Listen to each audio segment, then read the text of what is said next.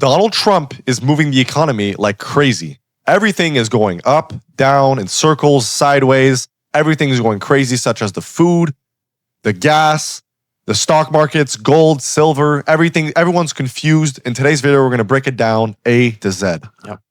So since the war with Iran has started, in total, the U.S. has been spent around $25 billion so far. That's crazy. In the first week of the war, there's been at least $11 billion of spending in the first week. Oh yeah, the first week. 11.3 billion in the first week. It's not completely accurate, but some estimates say that by day 6, it was $12.7 billion spent. So in 6 days, $12 billion gone like that. CNN also mentioned that the war could be spending about $891 million per day. Basically, $1 billion per day. Yeah, and that depends if there's more bombs, if there's more attacks. Depends on the pace of the war. It all depends on everything. And let's get to gas. Yeah. The current U.S. regular gas price is $4.50 per gallon as of May 25th, 2026. About 3 days ago. And it's moving like crazy. Yep. One source said gas moved from about $2.96 per gallon Before the war to $4.20, which is roughly a 42% jump. Which is humongous. Yeah, that is absolutely crazy. Because keep in mind, for you folk that's watching this, you probably have a job, and they're driving their cars every day. Yep. 41%, that's a lot of money. The average worker that he works 40 hours a week, drives around to get groceries to his job. That's a lot of gas money right there. Let's say their average spending before the war was, I don't know, $300 to $400 in gas a month. Add another 50% Yeah. of that. Yeah. That is a lot of money. That's an extra $100, $200, $300. Yeah. Depends on what car you drive. And you're probably not getting extra salary. Now think about what that does. People are driving less. Yep. People are now thinking about where they're going to go and calculating the distance because they're loose on money. Of course. So that affects everything. Now let's talk about eggs. A lot of you guys are interested about the cost of eggs. Eggs are currently down $2.25 per dozen as of April 2026. That's down from $2.35 in March to $2.50 in February. That's 15 cents extra. And a year ago, estimates were about $5 or even $6 per dozen. So that's good. Eggs have gone down 50%. Which is actually really good. Eggs have gone down 50%. Yep. Now, beef and meat, which is also very important. Ground beef is still very expensive to about basically $7 per pound in April 2026. A recent grocery report said ground chuck was $6.70 per pound, which was described as the highest in at least 2 decades. Yep. Chicken is the cheaper and steadier option, with one report showing a whole chicken for around $2 per pound. The big talking point is beef is the pain point, chicken is the cheaper protein, and meat costs stay sticky when fuel and transports stay high. Yeah. Well, look, it's obvious. Since these transportation cars have to be moving the meat all around the world, it's spending more money. Keep in mind, 100%. 40% in gas is humongous. And we're going to get to the inflation, which all of this is tying back to this. Yep. Now, okay, food and groceries. The war pushes food prices mostly through fuel, transport, fertilizers, refrigeration, and shipping. Not because Iran is a huge direct food exporter. That means groceries usually rise after gas, not before. A study-style explanation is that transport is only part of the food cost, but higher energy still filters through the whole chain over time. In simpler terms, gas first, groceries later. That makes sense. I mean, keep in mind, boats, planes, cars, any big trucks, they all run on gas. Now for my friends in the stock market, or even people that are interested in the stock market, because it's been moving a lot. I'm pretty sure the average American has their money invested. 100%. You can take it.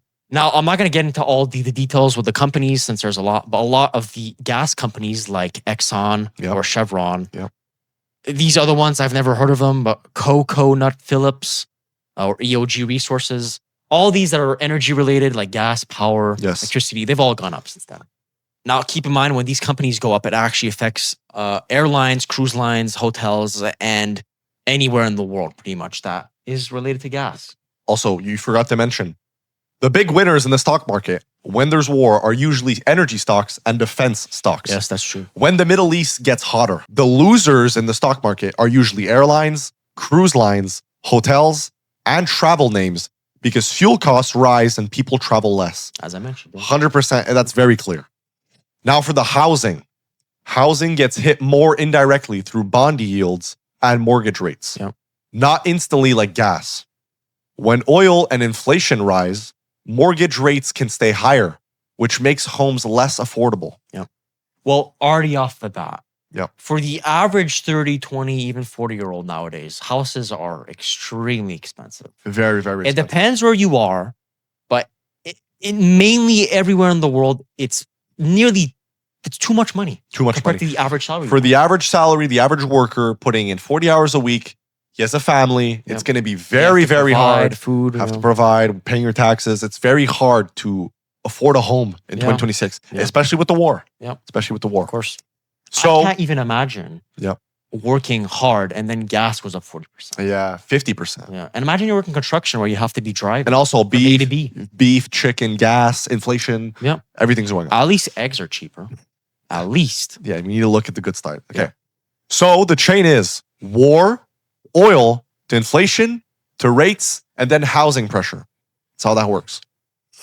Now let's get in the war side, because keep in mind, bombs, tanks, jets, they do cost a lot. Cost a lot of money. But I think for the average viewer, they're more interested inside of the food, gas, more than the war costs. Yes, but this is more in detail. More in detail. Of knowing more, because you have to know more. 100%. Very important.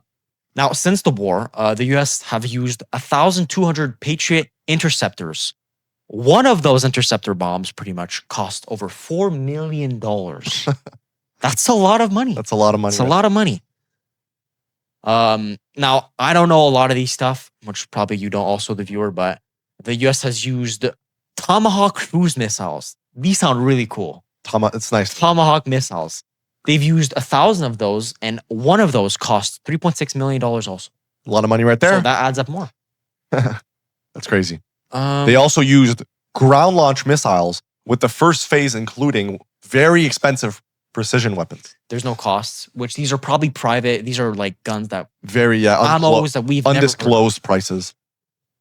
Now also the US has been using B-2 bombers, F-35s, and tanks, also strike aircrafts. One of the reports say that one F-35 costs around $77 million. $77 million. Wow. Another report mentions that there was a loss of 2 cargo planes and 3 helicopters, which rounded up to around $300 million. Basically $250 million down the drain. Crazy. Also for the tanks and ground gear, which is a bit less important in today's war because it's mostly submarines and through the sky. More drones, sky. Yeah, tanks, it's more old school, but still. Tanks are not the main cost driver in this war story, obviously. The money is going to air defense systems, precision munitions, ships, aircraft, and logistics. Yep. Ground forces still cost money though. Deployment, fuel, maintenance, and personal. And let's mention, I mean, since the gas up went up. 100%. Keep in mind. Yeah. Imagine the gas on jets. But the big headline numbers are mostly missiles and air operations, like I mentioned. Now, let's go into the logistics side of the military. A lot of the hidden costs is moving ships, aircrafts, ammo, fuel, and personnel across the region. The war also strains stockpiles because the US is using weapons faster than they can be replaced. Yeah, so they're losing more. The White House also asked for $200 billion more in military funding in one report, saying ammunition and resources have been heavily drained. Of course. Just for one pointless war. Oh my God. All right, so let's break this down in numbers. $25 billion, $25 billion so far. As we know. In the Air Force space. $11.3 billion in the first 6 days. $6 billion in munitions in the first 2 days. 2 days. $1 billion per day. $1 billion per day so far. 1,200 Patriot interceptors at $4 million each. And 1,000 plus Tomahawks at about $3.6 million each. Tomahawk missiles. That sounds really cool, I'm not gonna lie. That's like some Tony Stark stuff. So, this was pretty much it for the food, gas, stock market, military side of the costs of the war so far. This is as today. We don't know in the future if this can numbers, as they say, $1 billion per day right now. Because keep in mind, a lot of these reports are not fully done. Because by the time the war's over, then they're going to calculate it all. In a week, we can redo this and mention billions of other dollars are going to go. So, like I said, $1 billion per day is the estimate. Yep. $30 billion a month. Trump is just Trump is flying money out of the sky. Anyways, you have anything else to say? I don't think so. This was pretty much it for the video. We've broken down. Leave what you have to say in the comments. Leave us your opinion down in the comments. I'm praying for you all, your safety, and stay safe out there. Take care. Yep. Thank you so much for watching. This was T and Matt on The Berube Show. Stay safe. Bye-bye.